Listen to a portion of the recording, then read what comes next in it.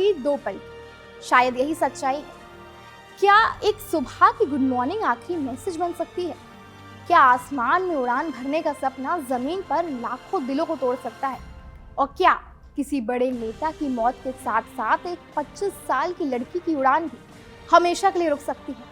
बारामती में हुए plane crash की खबर ने आज महाराष्ट्र ही नहीं बल्कि पूरे देश को झकझोर कर रख दिया है। इस हादसे के साथ राजनीति का एक बड़ा चेहरा तो चला ही गया, लेकिन एक नाम ऐसा भी है जिसने लोगों को अंदर तक तोड़ दिया है। कैप्टन शांभवी पाठक। शांभवी पाठक महज 25 साल की थी, उम्र में युवा लेकिन जिम्मेदारी में बेहद परिपक्व। वो उस विमान को उड़ा रही थी जिसने देश के बड़े नेता सवार थे।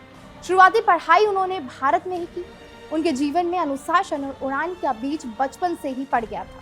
वजह साफ थी, उनके पिता विक्रम पाठक खुद वायुसेना में पायलट थे। जब पिता एयरफोर्स स्टेशन में तैनात थे तब शांभवी ने ग्वालियर से एयरफोर्स विद्या भारती स्कूल से पढ़ाई की। बाद में परिवार दिल्ली के लोधी कॉलोनी में शिफ्ट हो गए। पायलट बनने का सपना उन्होंने सिर्फ देखा ही नहीं, उसे जिया भी।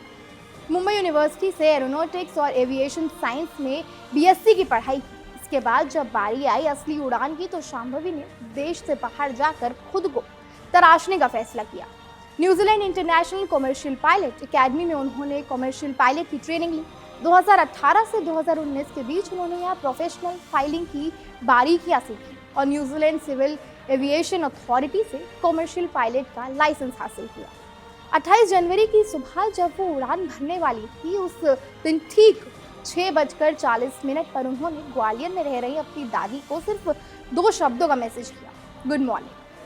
शायद किसी ने नहीं सोचा था कि यही उनका आखिरी मैसेज होगा। इस दुर्घटना कारणों की जांच होगी, सवाल उठेंगे, जवाब ढूंढे जाएंगे, लेकिन कुछ खालीपन ऐसे होते हैं जिनकी भरपाई किसी रिपोर्ट से नहीं होती।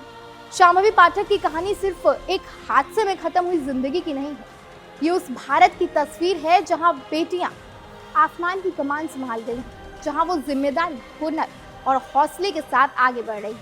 आज शांभवी हमारे बीच नहीं है, लेकिन उनका सफर हर उस लड़की के लिए प्रेरणा है जो ऊंची उड़ान का सपना देखती है, चाहे वो आसमान में हो या जिंदगी में। शायद यही सबसे बड़ी सच्चाई है और श्रद्धांजलि भी यही होगी कि हम उनकी उड़ान को हादसे तक सीमित ना करें, बल्कि उससे सपनों की ऊंचाई बना दें।